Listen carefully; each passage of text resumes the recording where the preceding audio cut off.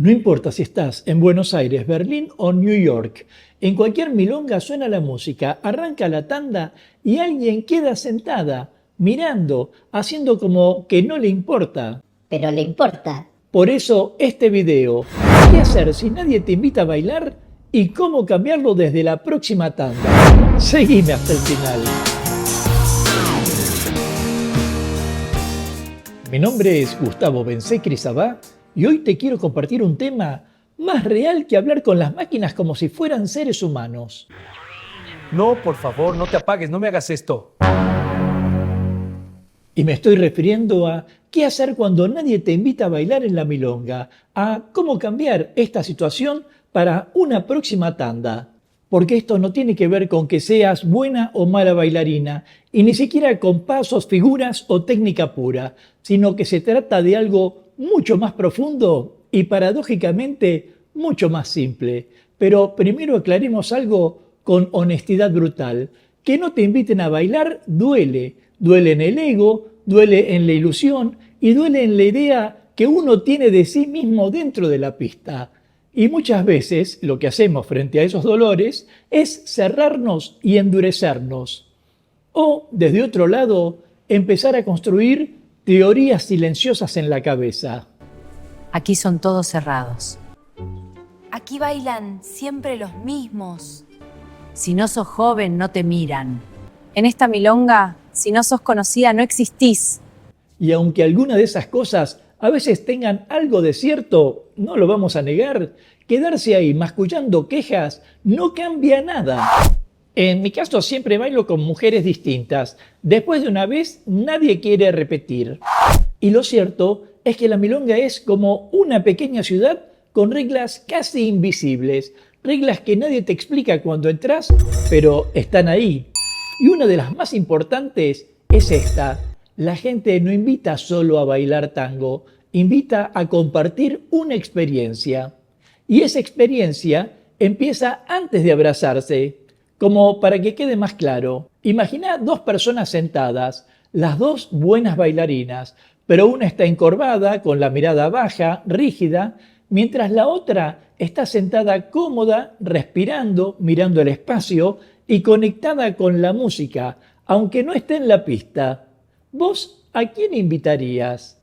Quiero decir, muchas veces no es que nadie te vea, es que no se percibe disponibilidad, presencia, estar ahí con el cuerpo diciendo: Si pasa, estoy lista para ir a la pista. Porque convengamos que si el cuerpo habla todo el tiempo, en la milonga grita. Si tu postura dice me escondo, el otro escucha eso. Si tu mirada dice no quiero molestar, el otro lo percibe. Y no porque sea malo, sino porque el tango se mueve por señales sutiles. De hecho, un error muy común es pensar que invitar a bailar depende solo del otro, como si vos fueras una estatua esperando que alguien pase y decida animarse. Pero la invitación es un diálogo silencioso, siempre, incluso cuando no se usa el cabeceo clásico. Velo de esta manera.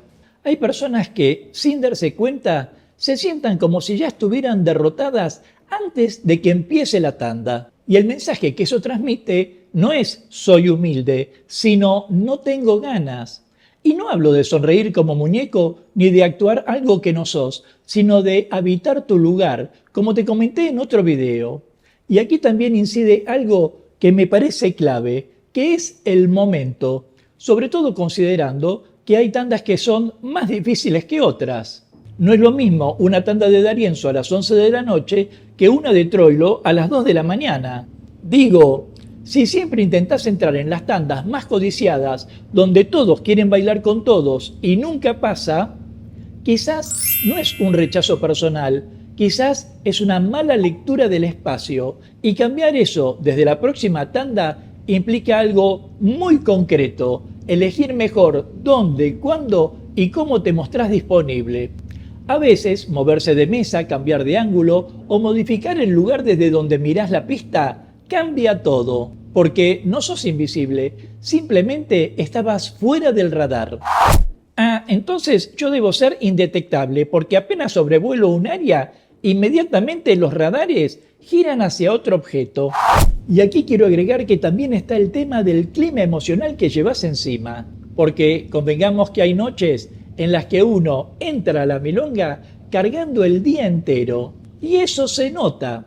Y la verdad es que el tango no empieza cuando suena la música, sino que empieza cuando cruzás la puerta, por lo cual ten en claro cuando entras si tu actitud luce como quien entra a una sala de espera o si entras dispuesta a un espacio de encuentro. Y quiero aquí agregarte otro punto que no es menor. No todas las invitaciones llegan desde el deseo de bailar bien. Muchas llegan desde el deseo de sentirse cómodo y comprendido en el abrazo. Por lo cual pregúntate, sin juzgarte, ¿qué experiencia ofrezco cuando bailo? ¿Cómo sale la gente de una tanda conmigo? ¿Más liviana o más tensa? y no se trata de complacencia, se trata de escucha, porque el tango no es una demostración, es una conversación corporal. Y la fama, esa fama silenciosa que circula en la milonga, se construye tanda a tanda. En ese sentido yo soy muy famoso en la milonga. Me conocen tanto que ya ni hace falta rechazarme. Ahora bien, si me preguntaras, ¿qué pasa cuando nadie te invita y la frustración empieza a ganar terreno?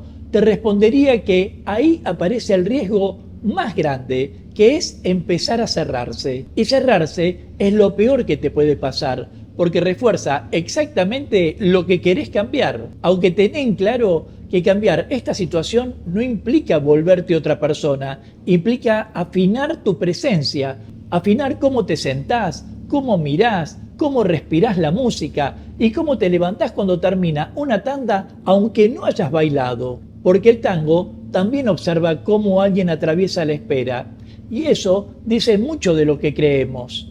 No me cabe duda que hacia el fin de la noche muchas personas se pregunten ¿qué hice mal?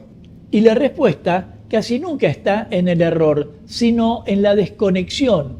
Esa desconexión con el espacio, con el momento y con uno mismo. Así como hay otro punto importante para tratar y necesario, que por lo delicado voy a intentar decírtelo con honestidad y respeto.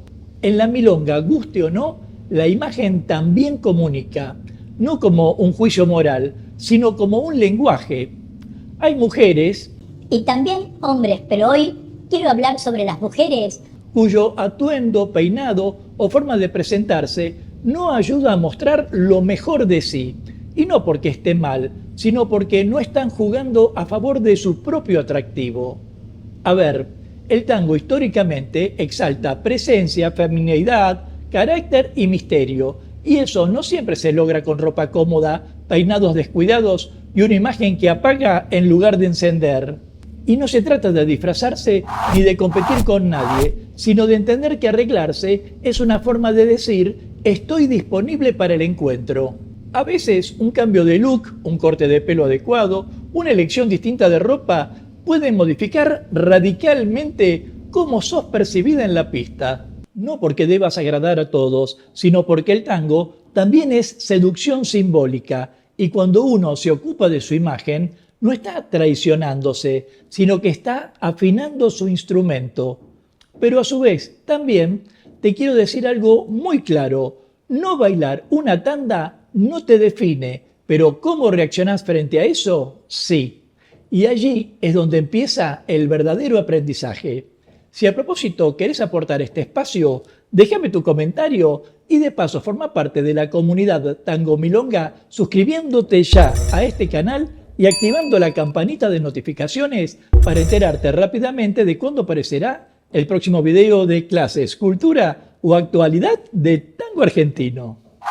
Sea como fuere, si bien no existen fórmulas mágicas para que te inviten a bailar en la milonga, también debemos tener en cuenta que cada encuentro humano está atravesado por tiempos, estados y miradas que no siempre tienen que ver con nosotros. Y entender eso libera de una carga enorme, porque no todo es personal y no todo es rechazo, porque de lo que estamos hablando es de que el tango no es solo una pista ni una tanda, es un espejo de cómo nos paramos frente al deseo, frente a la espera y frente al otro.